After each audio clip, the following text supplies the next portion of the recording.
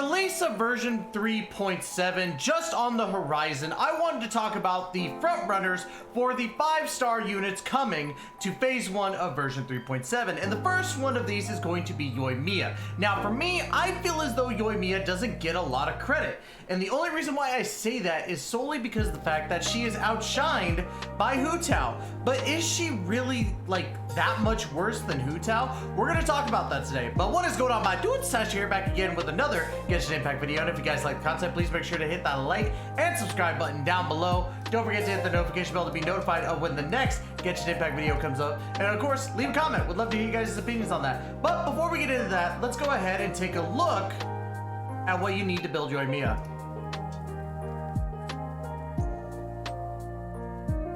Now, of course, big shout out to Honey Impact for having these like spreadsheets that, well, not really spreadsheets, but these sheets that kind of help us with keeping everything aligned together. Now, as you can see, to first actually level up your Yoimiya here from level 1 to level 90, you're going to need the following. Overall, you're going to need one of these Agnetus Agat Silvers. One of these, and these are the baseline ones. If you get 3 of those, you're going to get what is called the fragments, the Agnetus Agat fragments. Yes, that's right. So you're gonna need 3 of them, and you're gonna need 3 of them to make one of these, but you're gonna need 9 in total, which is crazy in my opinion. Well, not really crazy. It's not really that hard to get them, but you get what I'm saying. Anyways, 3 of those fragments make a chunk, which you're gonna need 9 of these Agnetus Agat chunks, and then 3 of those chunks make a gemstone, the Agnetus Agat gemstone. You're gonna need what, 6 of those. Sorry, going crazy. You're gonna need 6 of the gemstones. Now these are the pyro-centric ones, so be ready for that. Now overall, you're going to need Naku weed, which is exclusive to Inazuma, so you want to make sure to look up guides to get Naku weed, which is really important because of the fact that, you know, you kind of needed to ascend to 90, and I always ascend my characters to level 90 anyway. So 168, you should be farming that right now. You have every 3 days, and you probably have friends who already have Yoimiya, so use them as well to get your Naku weed.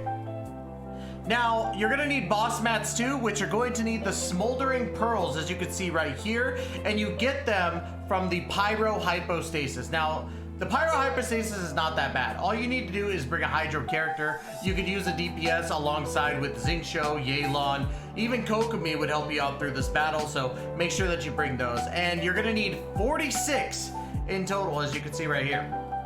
Now, the last things that you're going to need outside of Mora are these divining scrolls. You're gonna need 18 in total divining scrolls for the awakening. You're gonna need sealed scrolls, 30 of them for the awakening, and you're gonna need 36 in total of the forbidden curse scrolls. So 3 of these divining scrolls make a sealed scroll, and 3 of the sealed scrolls make the forbidden curse scroll.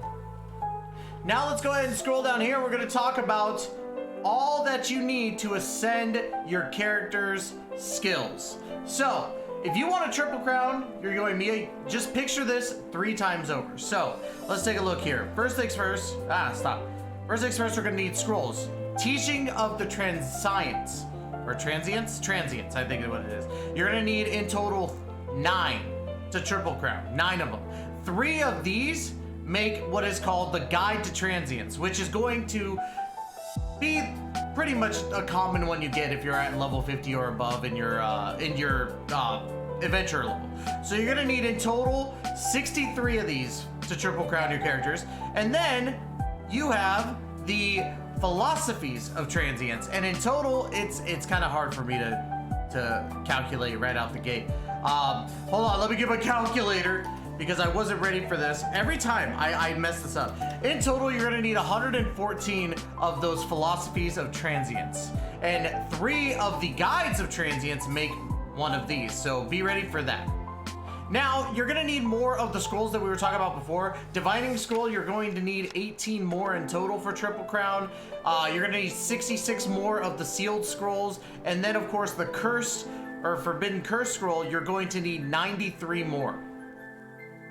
Of course, you're gonna need a lot of more too. Between ascending your character all the way and leveling up your talents, you're gonna need about 7.1 million more. That's crazy amounts, unless you've been like me farming like crazy anyway. And then of course, you're going to need the Dragon's Lord's crowns. You're going to need in total to triple crown 18, which means that you have to fight Asta so many times. And let me tell you, I hate fighting Asta. I know everybody else hates fighting Asta. Let's be real, we all hate him. So, and of course you're gonna need 3 crowns in total. So that's all that you're gonna need to actually ascend your Yoimiya from level 1 all the way to level 90 and triple crowning your characters. Now, let's go ahead and transition into the game because we're gonna talk about how I built my Yoimiya here. Now, Yoimiya, I'm giving her the Rust. I think the Rust is one of her best weapons in general for her entirely. And there are plenty of other options, obviously. Thundering Pulse is one of her best weapons in general, or actually her best weapon, absolutely, Thundering Pulse. But I don't have Thundering Pulse. I have not summoned for Thundering Pulse, and I don't plan to summon for Thundering Pulse. So, if you want a good 4-star, the Rust is her best 4-star option. You can use the Hamayumi, which is another great option. Or if you want a 5-star option, you could actually use the Skyward Heart. I don't have that though, so we're gonna go with the Rust. So, but yeah, that's basically why I chose the Rust, is because it's all I had. Now, artifacts wise, the best set for her, a lot of people have been saying, is Echoes of the Offering. I chose to go with Shimenawa's because I think Shimenawa's Reminiscence is actually a consistent set for her. And Echoes of the Offering always felt inconsistent. So when you're using your artifacts, or at least when you're trying to find artifacts for your character, you need to figure out which baseline stats you need. So for the Sands here, I went with attack percentage because of course she's a DPS and she doesn't really scale off of anything else. So attack percentage is your best bet. I went with the pyro damage bonus goblet here, which of course is a given. If you're running a DPS of an element, you want that. The only time you're not gonna do that is with Eula, but we're not talking about Eula. And then of course for the circlet, I went with crit damage because I had a decent amount of crit rate in general. 74 to 180, you could go a lot higher, especially if you're using something like the Thundering Pulse, but I went with Rust to give myself that extra attack, and of course increases normal attack damage by 80%, but decreases charge attack damage, and that's not a big hit to me because I don't use charge attacks with Yoimiya. Now, I only have her at C0. I don't summon for Constellations normally, unless it's a character I really, really like. And then, of course, talents, I have an 885, because normally I'm not going to be using her burst. I don't think it's highly necessary. I think her burst is the last thing you want to level up, with these two being your preference. Why? Because when you use your E, the Niwabi Fire Dance, we'll go ahead and go over the ability really quick. During this time, arrows fixed or fired by Yoimiya's normal attack will be blazing arrows, and their damage will be increased and converted to pyro damage. During this time, normal attack firework flare-up will not generate kindling arrows at charge level 2. This effect will deactivate when Yoimiya leaves the field. This, in conjunction with her first Ascension talent, during Niwabi Fire Dance, shots from Yoimiya's normal attack will increase her pyro damage bonus by 2% on hit. This effect lasts for 3 seconds and can have a maximum of 10 stacks. So ultimately, you're gonna keep on using your arrows, and you're firing a lot of arrows at once. And then if you look at the Ryukin Saxifrage, is that what it is? Saxifrage? Anyway, all normal charge, plunging attack, elemental skills, and elemental bursts by any party member other than Yoimiya that hit an opponent marked with Aurora Blaze will trigger an explosion dealing AoE pyro damage. She's already doing AoE pyro damage as it is, but it's just gonna mark them. And I feel that this ability, while great, even with her second Ascension passive, which causes nearby party members, not including Yoimiya, to gain a 10% attack increase for 15%, the fact that you're using Yoimiya as your main DPS 9 times out of 10, you're not gonna be switching too much to other party members. That is why I focused more on the Niwabi Fire Dance, and then of course the normal attack, because you're gonna be normal attacking a lot. So I want to showcase 3 teams here today. The first team I'm going to showcase is a how do I exactly describe this? Vaporized team. the Yoimiya Vaporize. And I'm going to be using Yoimiya, Yelan, Xingqiu, and Bennett. The reason why Yelan and Xingqiu are going to be constantly blasting hydro damage to Masanori here. Bennett is going to provide an attack boost and a pyro damage boost for me because I do have him C6. So it's not really going to affect Yoimiya in a bad way. It's actually going to make her a lot better in this instance. So we're going to go ahead. We're going to try and get Yoimiya's attack up really quick. Or get her burst. And then we're going to power up.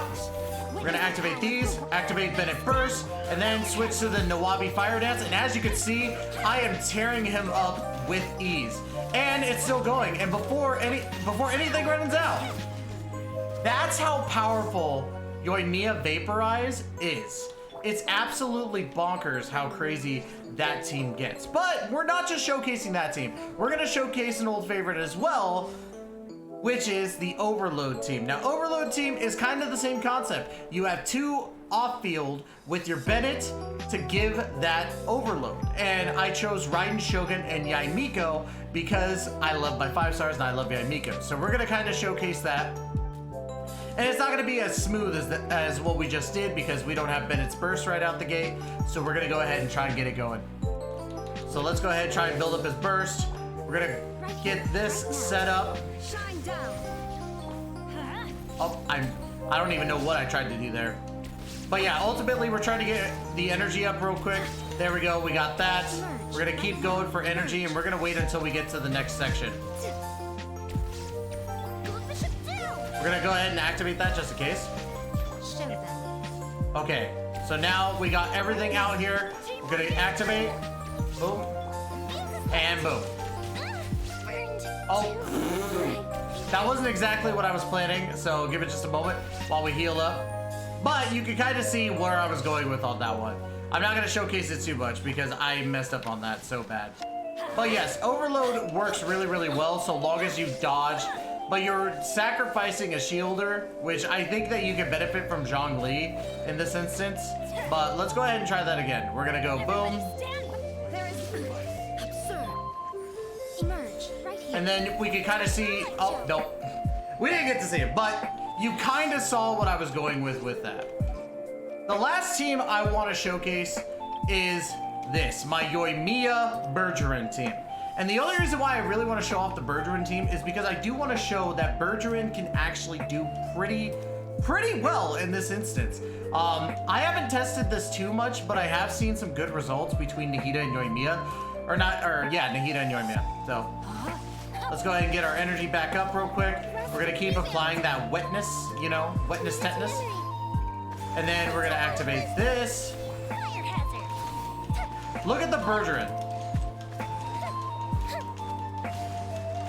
Let me weave you a verse. We're gonna get this going again and wait until Hanabi gets back out of here. We're gonna activate this one more time. Don't worry, I got this. And then we should be good to go. Now look. That didn't count. Look at how even Bergeron is doing. We didn't hit too much Bergeron, but we saw what Bergeron can do. This team is actually pretty fun. You could, in essence, switch Kokomi with Yao Yao to get extra application from Dendro, but I feel as though you don't entirely need it. But I really wanted to showcase this solely because of the fact that a lot of people sleep on Yoimiya. I really do think that. And it sucks because with Yoimiya in general, you look at her and you've already got Hu Tao as a great DPS. You have other DPSs of other elements, like you could use Ayato, which I'm not even gonna say Ayato is better than Yoimiya. I think Yoimiya is crazy good. But I feel as though people sleep on Yoimiya because of two reasons. One, Hu Tao does better. That's just my personal opinion, and it's a lot of other people's opinions as well. Hu Tao does a lot better in general. And number two, when she releases, she gets outshined by other characters. And I think that that's going to be the case this time again, because people are going to be saving for Kazuha in part 2. And that sucks, because not a lot of people are going to experience Yoimiya the way that I can experience her, because I feel that she's fantastic and a great DPS option. So if you already have Kazuha, please go for Yoimiya. I honestly urge you to go for Yoimiya and give her a solid chance, because You will not be disappointed when you use her.